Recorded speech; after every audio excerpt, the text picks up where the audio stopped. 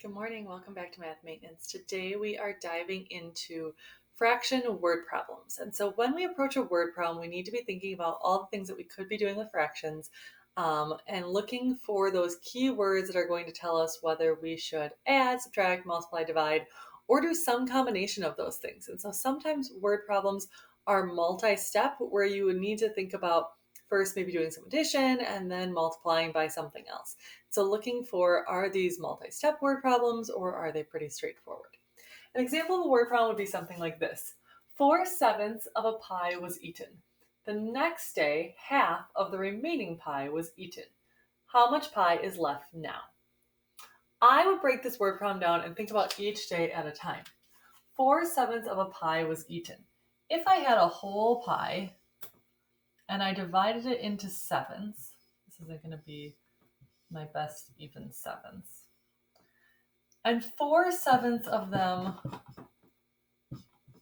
were eaten, that leaves 3/7 of the pie.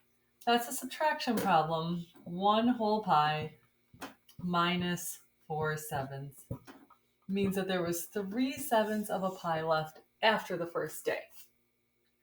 The next part says the next day, half of the remaining pie was eaten.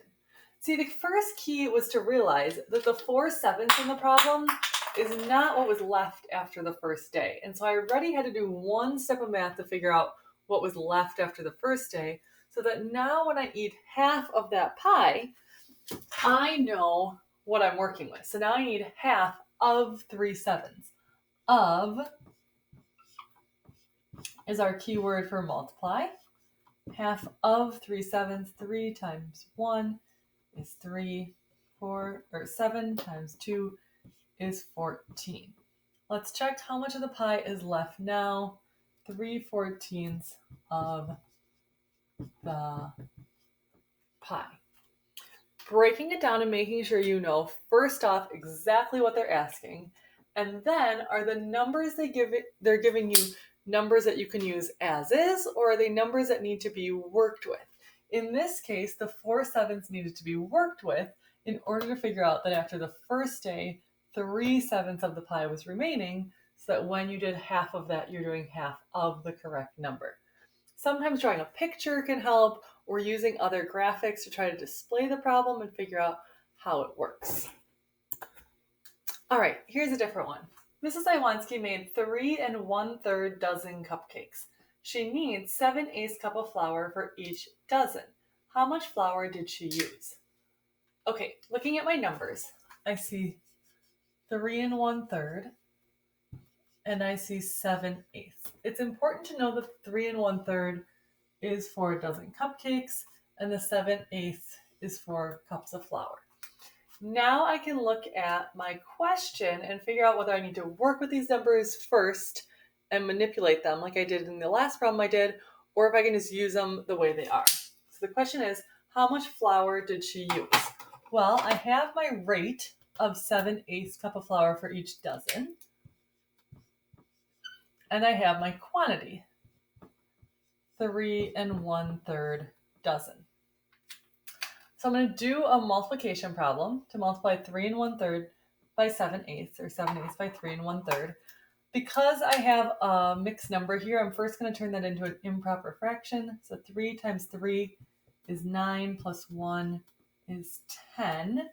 So now I'm going to do the problem 10/3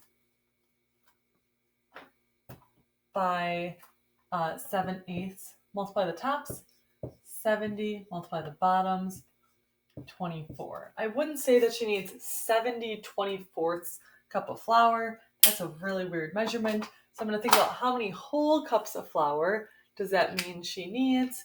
Well, 24 times 2 would be 48. So I'm going to pull out 2. 70 minus 48.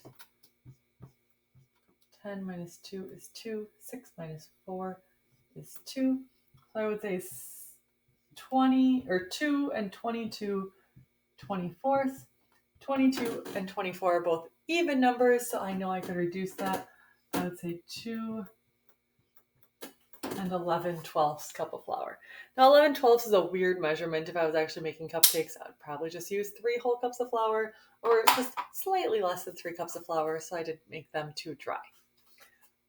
Remember, for word problems, go through, collect your numbers, collect what those numbers are representing, and then consider the problem and whether the numbers that you have can be used directly or if they need to be manipulated or changed up a little bit before you use them. For practicing that today, you have 8 fraction word problems in your packet. Remember, collect the numbers, see if you need to work with them. You'll find 2 of them to be very similar to the problems I just did on the board. I mixed up the numbers, but the exact same process. So when you get to those, hopefully you have a little bit of kickstart on how to do that.